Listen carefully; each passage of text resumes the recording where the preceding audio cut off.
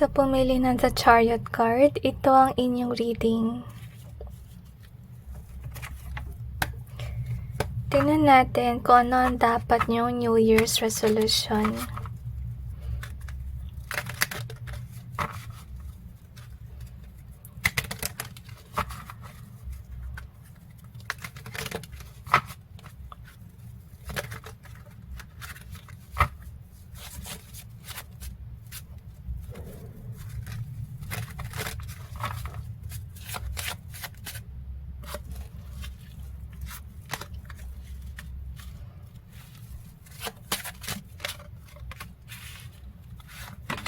Nasense ko kalungkutan.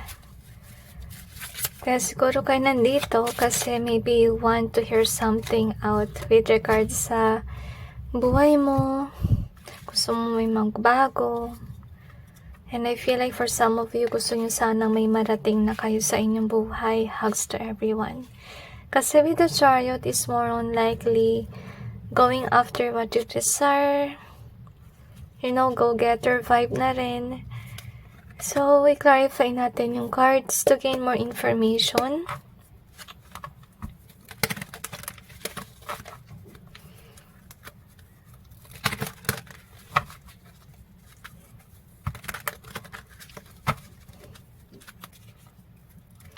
Okay, nasense ko yung kantang If There Is One More Gift, I ask of you, Lord, it will be peace here on earth.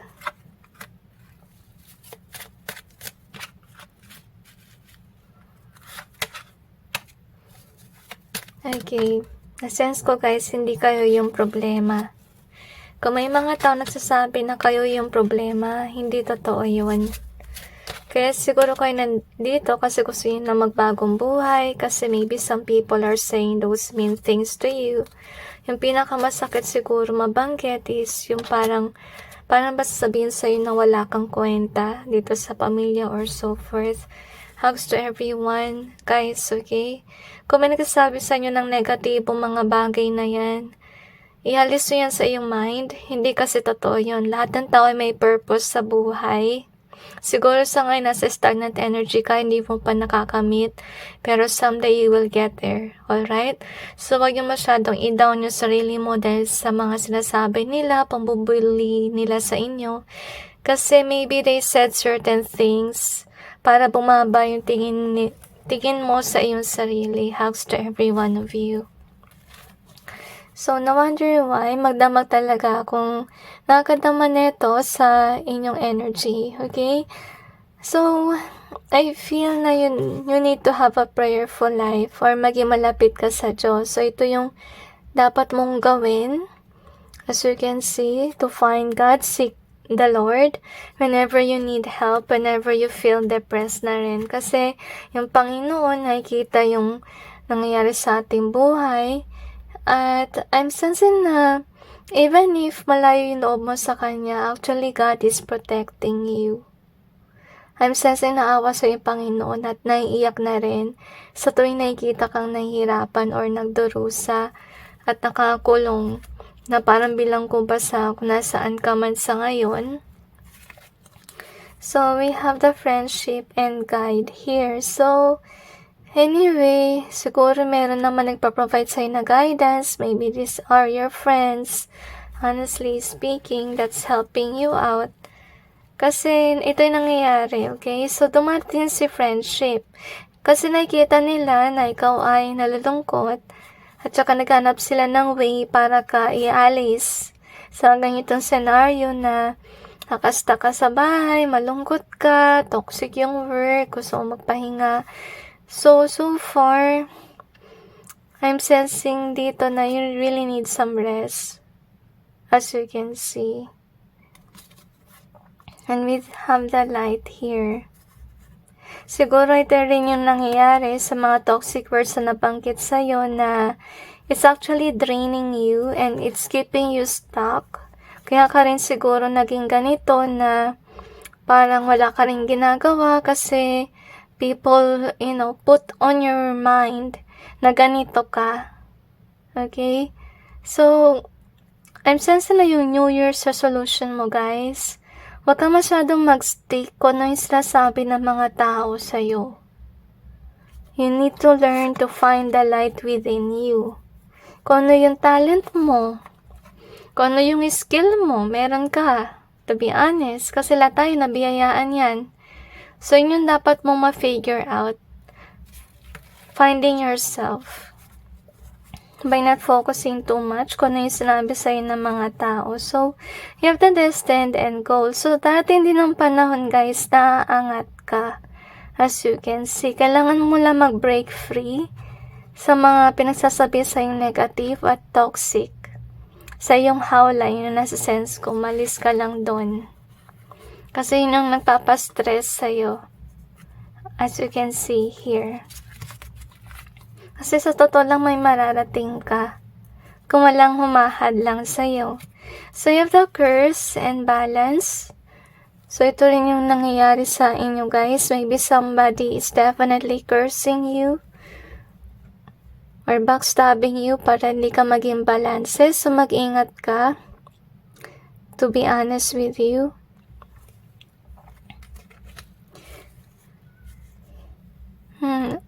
Siguro may na-curse sa inyo para mag-isip ka na masama sa iyong sarili or maging negative thinker ka. Actually, hindi normal kapag patuloy ka sa pag-iisip na hindi maganda. Okay? Kasi nagdudulot yan ng negativity at baka may tendency na rin na ma-manifest mo yung negatibong bagay na naiisip mo. So, we have the Chariot here. So, I feel like this is kind of like a future you na meron ka mararating sa buhay someday. Kasi we see it here.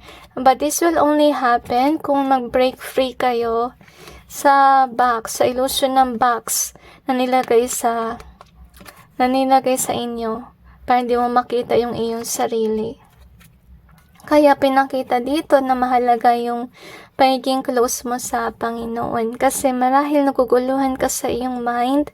So, yung New Year's resolution mo is to be close kay God. Gawin mong friend ang Panginoon. Kung may problema ka, may kinakaharap kang, negativity, toxic na pag-iisip, nag-pray ka sa Panginoon. Kasi siya yung tutulong sa iyo to have that peace within. Okay? Kung walang tutulong sa iyo, yung Panginoon, tutulungan ka niya. Kasi so far, hindi ko naman nakita dito na yung friend mo, pinapayuhan ka niya, syempre, with the guide being here, but are they definitely helping you for you to be removed from such toxicity? Okay, yung tanging makakatulong talaga sa inyo ay Panginoon. Someday, you will know about it. Okay? So, let's see what else do we have here.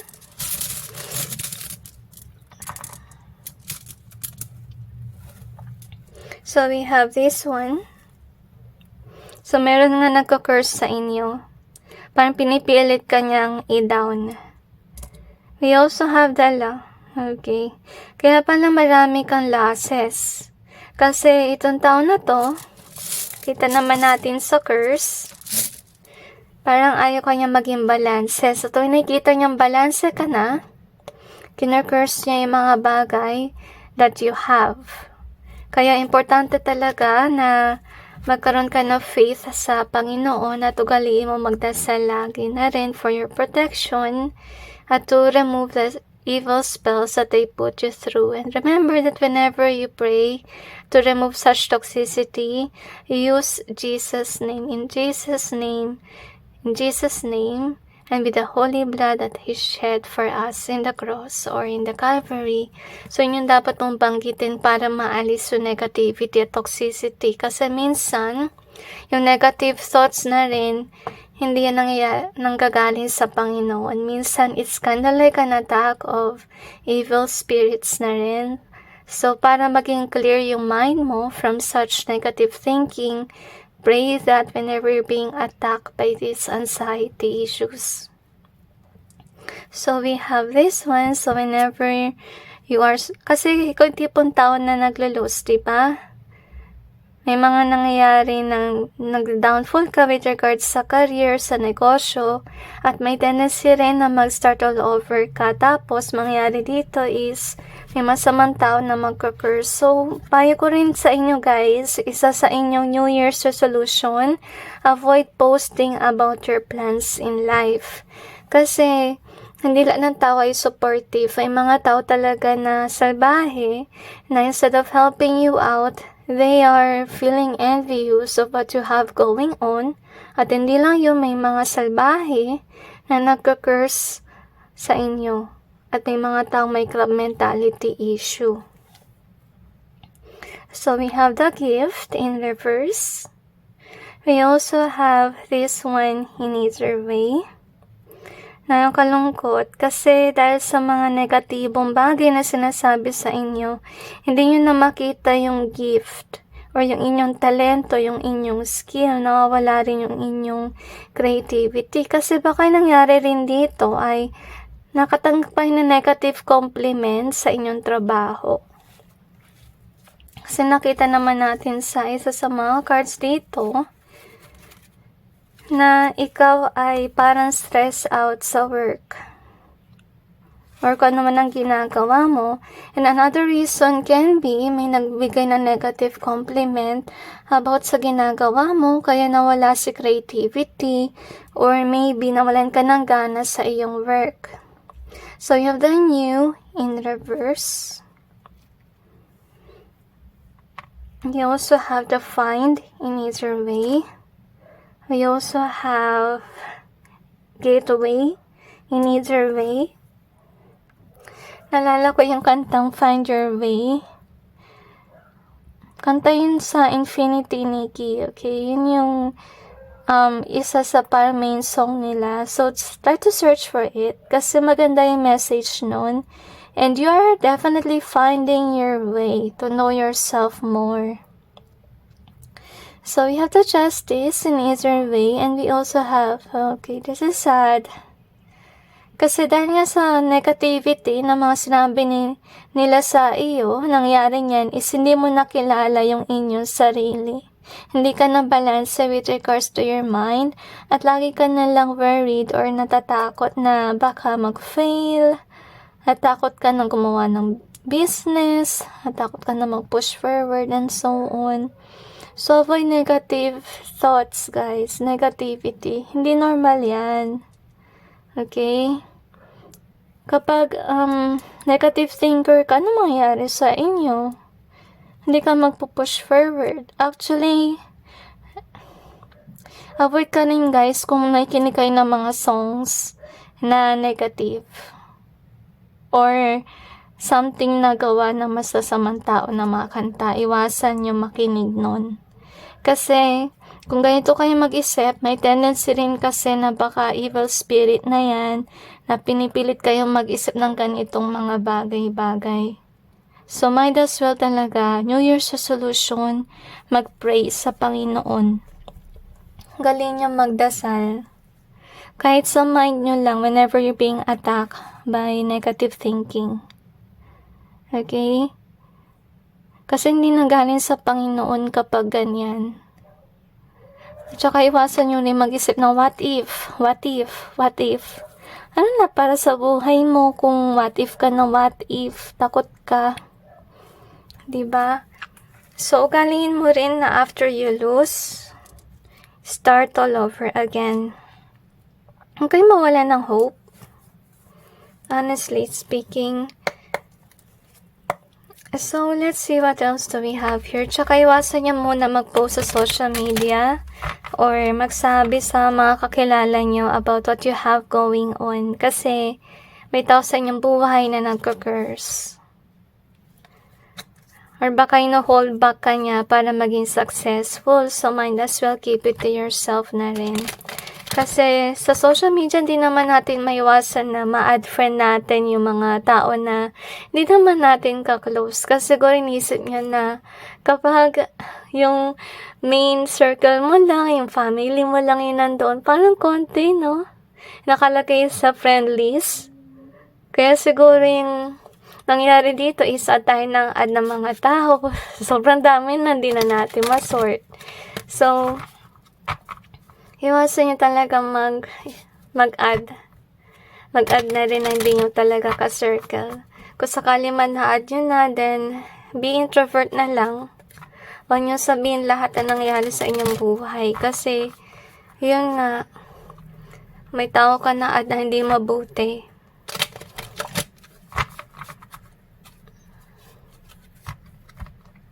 Ang sense na this person has a narcissistic attitude.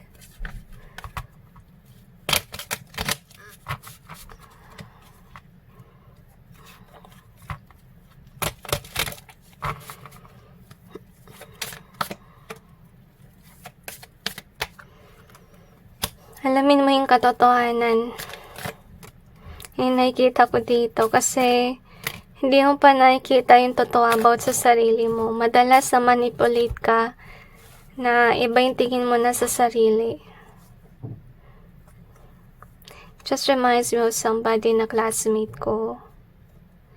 Kasi classmate ko na yon, ang negative niya mag-isip. To the point na sinabi niya sa akin na lahat daw ng teachers namin hate siya. Parang nataka naman ako doon. So, tinanong ko siya, how can you be so sure? Hindi siya makapagsalita sa akin. Kasi hindi ko naman napapansin yun. Baka naisip lang niya. So, iwasan niyo yung ganun. Okay? Whenever you're being attacked by negative thinking, way lang talaga para maalis yung illusion na yan is to pray kay God in your head, saying, Lord, please remove this spiritual attack on me. In your name, Lord Jesus, in your name. And with the holy blood that you shed for us in the Calvary, kung gusto nyo on the cross, it's up to you. Maalis yun. Kung naman yung attack na yun, tsaka dapat yung resolution nyo na rin, maging malapit talaga kayo sa Diyos. Kasi si God talaga yung magproprotect sa inyo sa mga negativity. See? So, we have this King of Wands in reverse. So nga, nawalan na kayo ng passion sa sarili ninyo. So, we have this Knight of Swords. And this one, the Lovers. Saka nag-e-end. Okay. So, to be honest with you, kasi may sinabi rin dito about sa love life. Kasi feeling ko about sa love life to eh. About sa love life nyo guys, if ever you're not passionate or you're not in love with somebody, then don't go after it. Kasi, ang ending yan, masaklap, mag-ending yung relationship. So, yun din yung inyong New Year's resolution na don't go after somebody that you don't really like.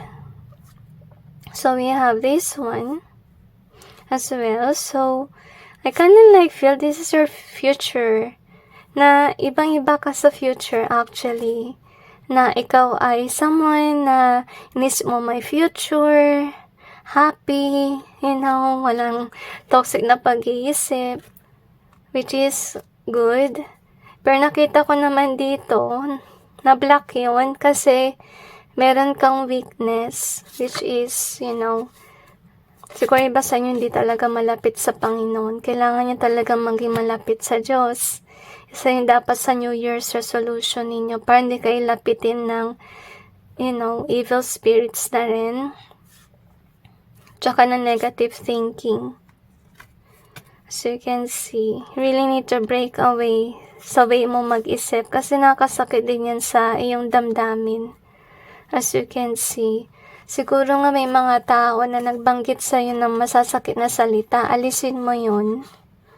And know that hindi ka yung sinabi ng mga tao ngayon. Kasi first of all, meron kang talent, meron kang skill, may regalo ka sa Panginoon, yung mga bagay na yun, yung mga strength mo. Huwag ka masyado mag-focus sa weakness. At naman tayo may weakness, honestly. Pero huwag ka masyado mag-focus doon. Kasi kung masyado ka mag-focus doon, ano mangyayari sa'yo? Mag-focus ka sa iyong strength. At alamin mo yung totoo sa inyong sarili. Kasi we have this Ace of Swords. Yung mga swords kasi more on mental yan eh. Okay? So, dahil sa mga negative words sa mga tao, nangyari yan isang guguluhan na yung iyong isipan. Yung tanging tao na akaalam ng sarili mo, yung Panginoon, at pwede yung sarili mo rin. Kung sakaling you discover yourself who you really are as a person na at hindi dun sa mga sinasabi ng mga tao na yan. Remember, ikaw yan at hindi ikaw yung katawan nila or hindi ikaw yung mind nila. So, who are they to say such words, such mean words about you? Kasi first of all, hindi ka naman nila kilala eh. Katawan mo yan, hindi nila katawan yan. Right? So, New Year's resolution mo talaga, avoid posting on social media kasi may nagka-curse. Yun yung first. Second, be close kay God. Mag-pray sa Panginoon. Umilayo yung sarili mo sa Kanya. Napaka-importante ng Panginoon sa ating buhay kasi siya yung protection mo. Third, wag ka maniniwala pag binuli ka. Mong itago yun sa iyong sarili, pakawalan mo kung naman ang mga nabanggit sa inyo, and know about your strength. Learn yourself even more. So, yun yung resolution mo. Kasi kung kilala mo yung sarili mo, hindi ka basta-basta maapektuhan ng mga negatibong bagay na sinasabi nila about you. Kasi alam mo yung sarili mo. At alam mo na nagsisinungaling lang sila. Once that you know more about yourself, avoid negative thinking, avoid worrying too much. Hindi na normal kasi pag sobra. Try to think positive. Not the what ifs. Too much what if is not good. Honestly, kasi napansin ko rin sa inyong reading, mostly talaga nagkakaroon ng spiritual attacks. Okay? So, para hindi mo ma-influensyahan yung mga attacks na yan, be close sa Panginoon natin. At magdasal every time that you're being attacked. Para you will have that peace of mind, peace of heart. Remember to listen to your heart even more. Huwag mong bulihin yung iyong sarili, binubuli ka na ng nasa paligid mo. Kung magsasabi ka na masama sa iyong sarili, what will happen to you? Right? You need to be your own best friend na rin. Kasi actually, naawa rin siguro sa iyong barkada mo. Meron ka sigurong mabuting kaibigan na ginaguide ka, na sinasabi yung positive things about you. So, yun yung dapat mong pakinggan, yung talagang positive, yung talagang, alam mo na, maglalight sa yung damdamin. Okay? Hindi yung bagay na mananakit sa'yo. So, anyway, that's it with regards to your reading. Hugs to every one of you. I hope that you get over this. Be close kay God. Talagang kailangan niyo siya sa inyong buhay. And God bless all of you.